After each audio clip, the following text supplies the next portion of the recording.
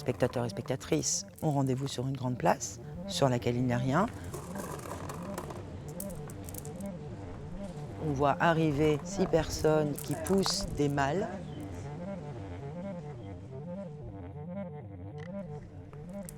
Les grandes portes ouvertes nous donnent la proportion et la direction.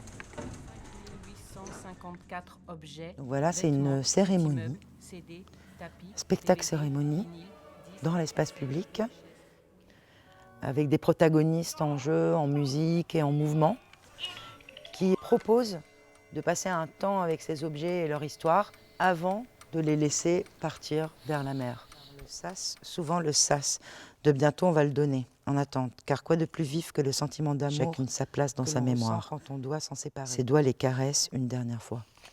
La générosité existe, je l'ai rencontrée. Ça, c'est les premières pistes d'écriture. On rentre dans l'intimité de la recherche qui, en fait, pour moi, est reliée aussi à l'écriture. Chaque objet qui est sélectionné, c'est un objet qui a été apporté par un habitant ou une habitante dans le cadre des différents moments où on a fait des collectes et des dons, espace de gratuité. J'ai passé un petit temps avec elles pour en savoir un petit peu plus sur le pourquoi elles amènent les objets, pourquoi elles les donnent. Ça fera matière à écriture. Les gens nous amènent les choses avec les sacs. Il y a toujours des trucs décrits, ça me fait marrer, qui sont complètement en lien avec la surconsommation. On nous parle à travers les sacs en plastique, en fait. On nous dit comment il faudrait qu'on soit. Enfin bon, il y a un truc... Ou leur universalité. Là, pour être regardé.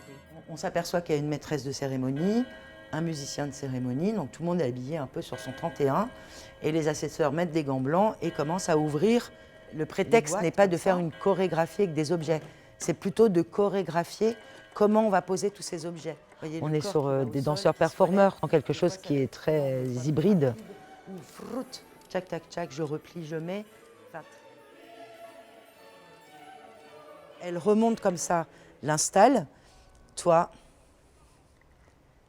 t'es arrivé, tu les avais serrés contre ton cœur, toutes les cravates de ta vie professionnelle. La manière dont c'est posé aussi fait écho à la manière dont ils ont été transmis.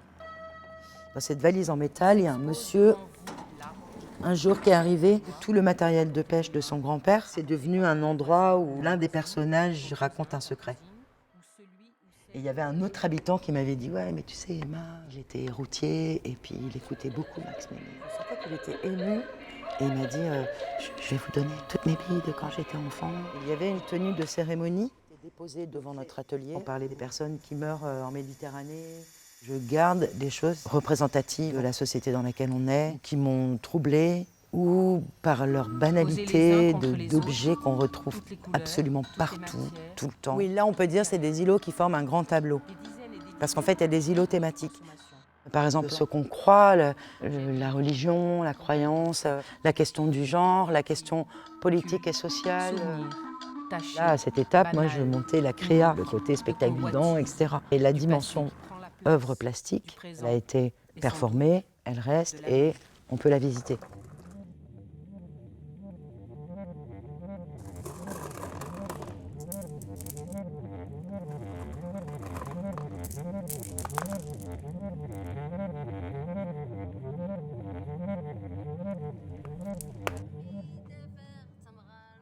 Et parfois, un jour, c'est le moment.